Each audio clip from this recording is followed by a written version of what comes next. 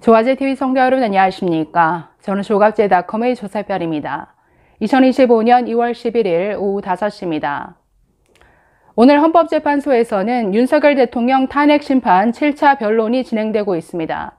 자, 오늘 대통령 측 변호인들은 부정선거 음모론을 부각시키는데 집중하는 모양새입니다.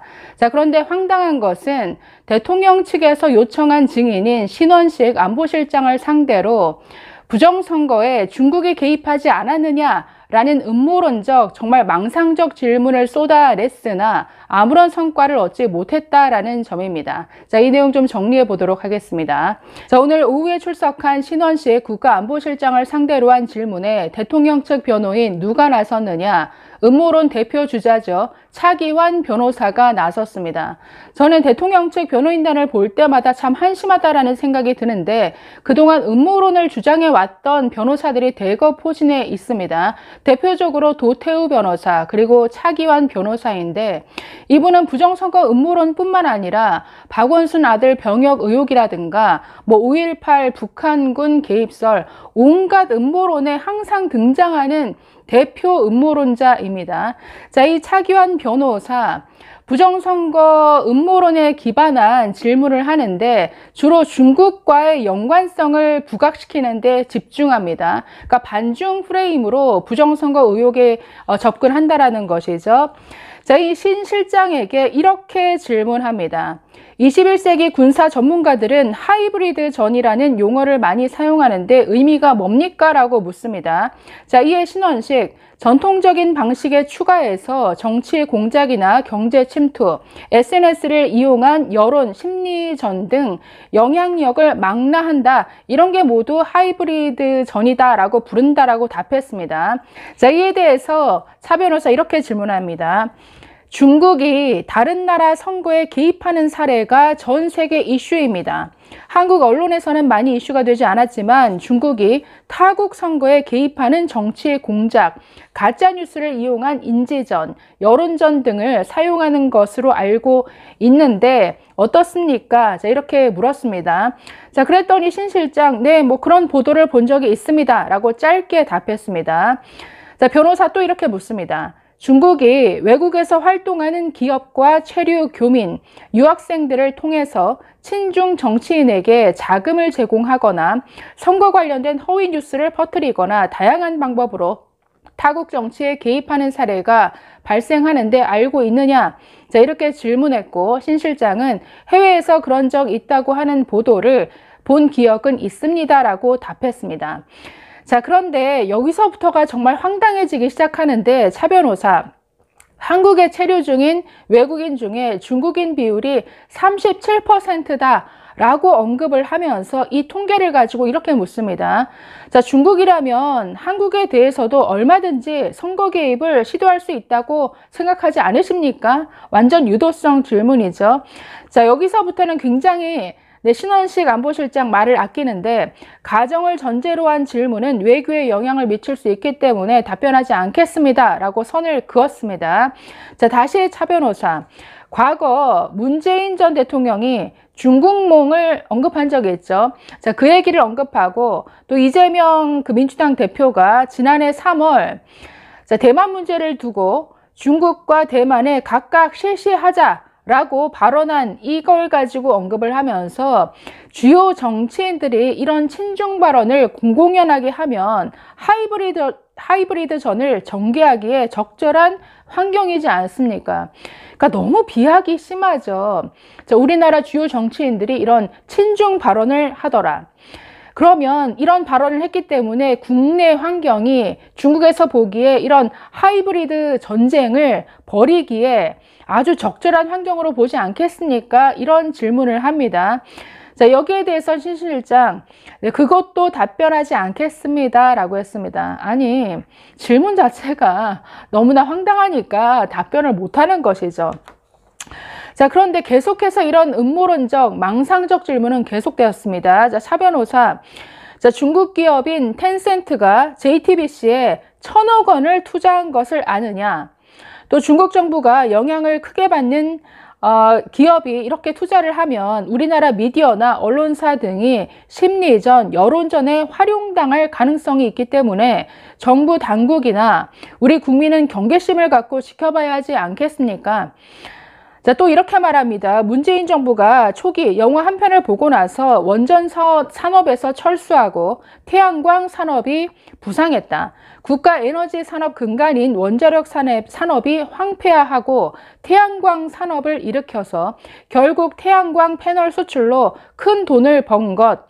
이거 중국 기업이지 않습니까? 뭐 이런 질문을 이어갔는데, 아니 단편적인 사실들을 막 짜집기 해서 부정선거에 중국이 개입했다라는 거대한 어떤 망상적 세계관을 이건 구축하는 것이죠. 아니 문재인이 원전 산업을 초토화시켰다. 그래서 중국 기업이 떼돈을 벌었다.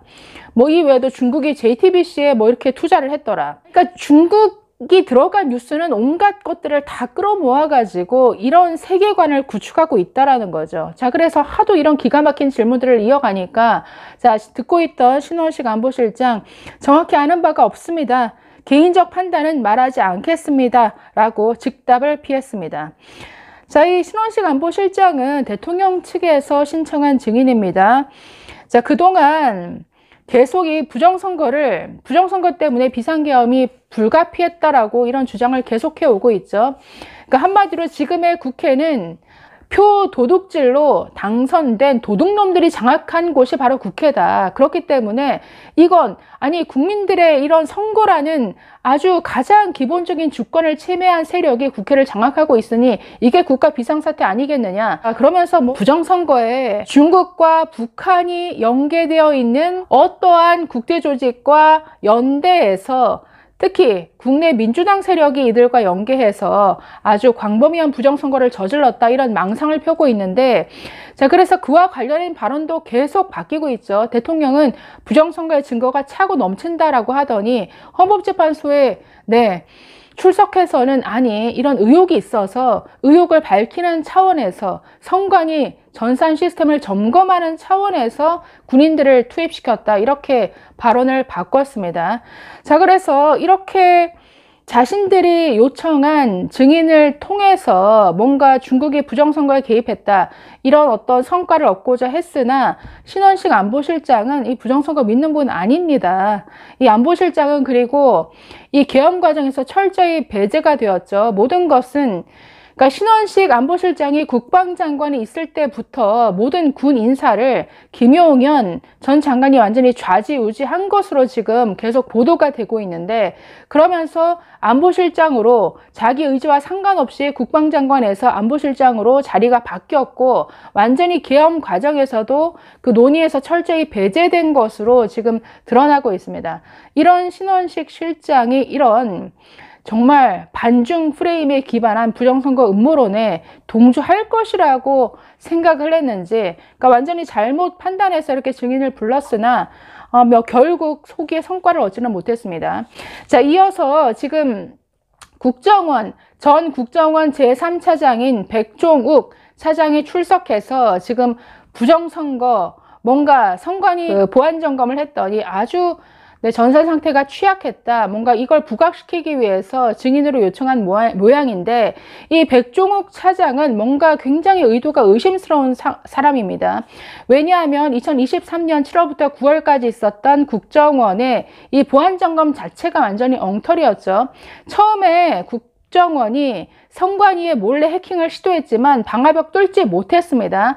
자, 그래서 방화벽 다 풀어달라라고 요구를 해서 이 보안 상태를 느슨하게 한 상태에서 모든 점검, 모의 해킹이 이루어졌으니까 당연히 뚫을 수 있었겠죠. 당연히 그 상태에서 모든 것들을 뭐 열쇠, 그러니까 집으로 치면 현관문 다 열어준 상태에서 도둑질 한번 해봐라 라고 한 격이니까 당연히 뭐 마음대로 들락날락 하면서 선관위 명부 조작 가능했겠죠. 이걸 가지고 전산 시스템 매우 보안이 취약하더라 이런 발표를 했습니다. 이뿐 아니라 선관위가 제대로 협조해주지 않아서 선관위 전산 기계 중에 5%만 점검하지 못했다라고 이렇게 호도했는데, 이거 자체가 완전히 거짓, 아직 사실 왜곡입니다. 자, 선관위는 총 선관위 모든 장비를 포함해서 직원들이 쓰는 개인용 PC까지 포함 총 6,400대의 PC 및 전산 장비를 다 제공했습니다. 자, 이 중에서 선거에 직접적으로 쓰이는 장비는 그 6,400대 중에 5%인 317대이기 때문에 그 317대만 가지고 보안 점검을 한 것이죠. 그렇기 때문에 5%만 점검을 한 것이 아니라 선거에 직접적으로 사용되는 모든 장비는 100% 보안 점검했다라고 하는 게 맞습니다. 이걸 전체 어떤 컴퓨터 장비 중에 5%만 점검했다, 이렇게 사실 왜곡, 거짓 선동을 하고 있는 것인데 이거 굉장히 의도가 불순하죠. 이분이 어떻게 발언했는지도 좀 지켜봐야 할 것 같습니다. 네, 여기까지 전해드리겠습니다. 감사합니다.